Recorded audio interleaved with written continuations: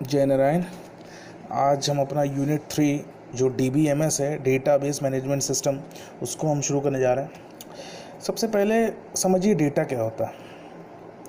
Data एक meaningless है without information. जो डेटा होता है वो मीनिंगलेस फॉर्म होता है जब तक हम उसको इन्फॉर्मेशन से ना जोड़ें। फॉर एग्जांपल, जब हम मार्केट जाते हैं, whenever we go to the market, anything we purchase at all, suppose we are purchasing any vegetable, any pulses, whatsoever thing, we cannot define that what the thing is making in the home। हम ये नहीं बता सकते कि घर में क्या बनने वाला, उस डेटा को देख के, या कोई दुकान वाला नहीं बता सकता। तो जब तक वो मीनिंग इन्फॉर्मेशन में प्रोसेस होता है, जब उसमें स्पाइसेस डलते हैं, जब उसमें बहुत सी चीज़ एक वो डिश कंप्लीट होती है, तो वो क्या होता है, हमारा इन्फॉर्मेशन होता है। तो डेटा एक मीनिंगलेस है विदाउट इन्फॉर्मेशन। इन्फॉर्मेशन क्या होता है? When data are processed, interpreted and organised in a meaningful useful way, this is called information. Data हमेशा रॉ होता है, अनऑर्गेनाइज्ड फैक्ट होता है, और वो प्रोसेस के लिए होता है। और इन्फॉर्मेशन सेट ऑफ डेटाज होते हैं जो एक मीनिंगफुल वे बताते हैं किसी भी पर्टिकुलर रिक्वायरमेंट को पूरा करने के लिए। देखो, डेटाबेस, तुम्हारे दिमाग में हम एक बात बताते हैं। सपोज़ अभी हम लॉकडाउन से हम निकले हैं, तो सपोज़ ऐसा कोई चीज़ लॉकडाउन होता है जिसमें हम बाहर निकलने की हमको आज़ादी ना होती, जिसमें हम बाहर ना जा पाते, तो हम कैसे अपने जो घर में बने हुए जो घर में चीज़ हैं उसको हम कैसे सेव करते हैं। सपोज़ लोग चावल रखते हैं, दाल रखते हैं, बड़े बड़े 50 किलो 60 किलो तक उसको सिक्योर करते हैं, जिससे कि आगे आने वाले टाइम में उसको यूज़ कर सकें। तो उसी तरीके से आप डेटा को भी समझो। वो दाल, वो चावल, वो क्या हमारा डेटा है, और जहाँ हम उसको स्टोर करते हैं एक बड़े से ड्रम में, वो हमारा पूरा डेटाबेस है। देख लीजिए, आप इसको समझ भी सकते हैं।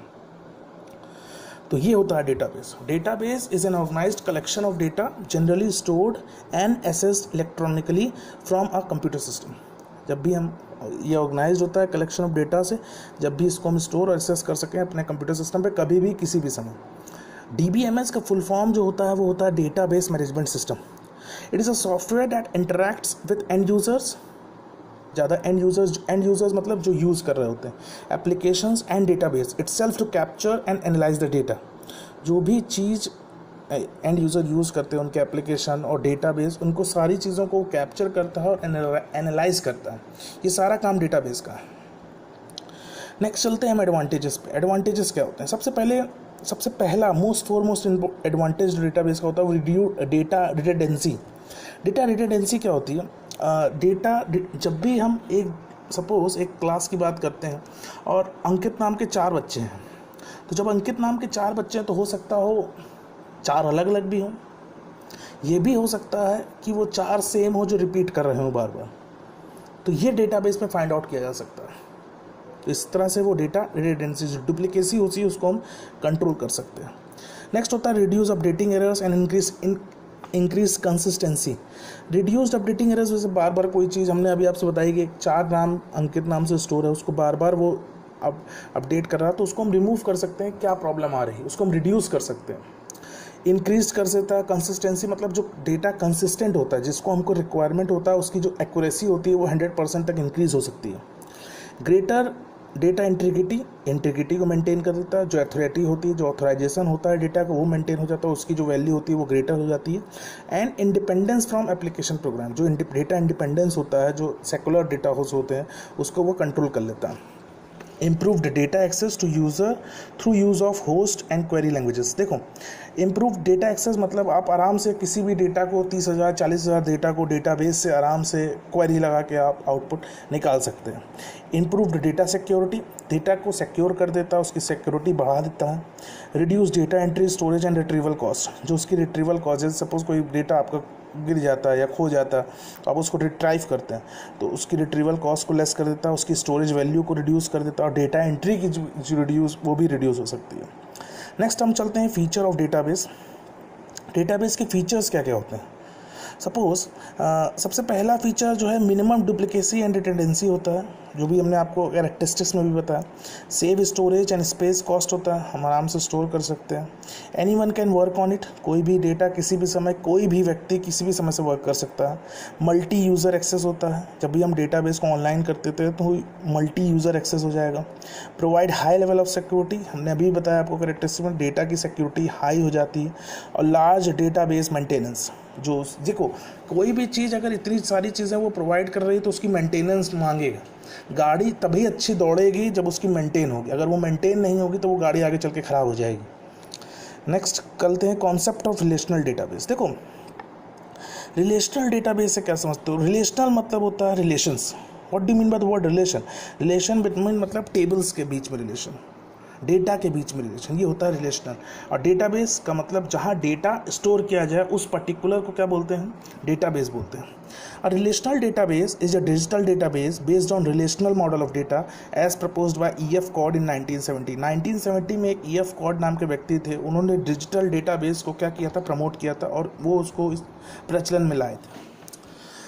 Relational database generally structured query language for querying purpose, RDBMS, MS access को यूज़ करते हुए बनाया जाता है।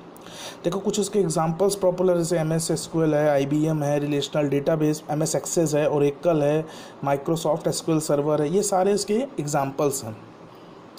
इसका हम प्रैक्टिकल भी आपको कराएंगे जब हम गूगल मीट पे चलेंगे अगली क्लास में, तो हम इसका हम प्रैक्टिकल भी आपको कराएंगे।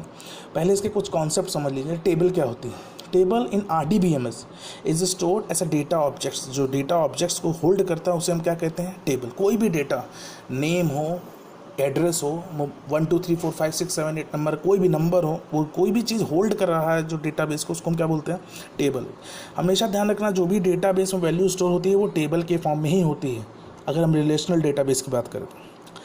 जो देखो एक एग्जांपल भी हमने दिया हुआ है जिसमें आपको दिख रहा होगा ID है, नेम है, एज है, एड्रेस है, सैलरी है, इतनी सारी चीज़ें हमने एक डेटाबेस में वैल्यू में स्टोर कराया।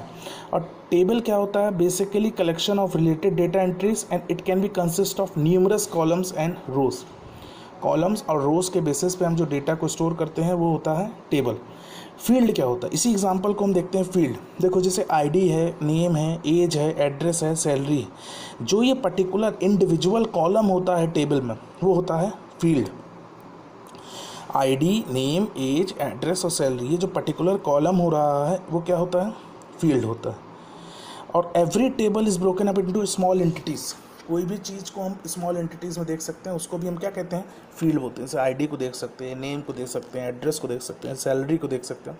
तो हर इंडिविजुअल कॉलम को जो हम स्मॉल एंट्रीज में तोड़ के देख सकते हैं उसे हम क्या कहते हैं? फील्ड बोलते हैं। नेक्स्ट आता है रिकॉर्ड और रो।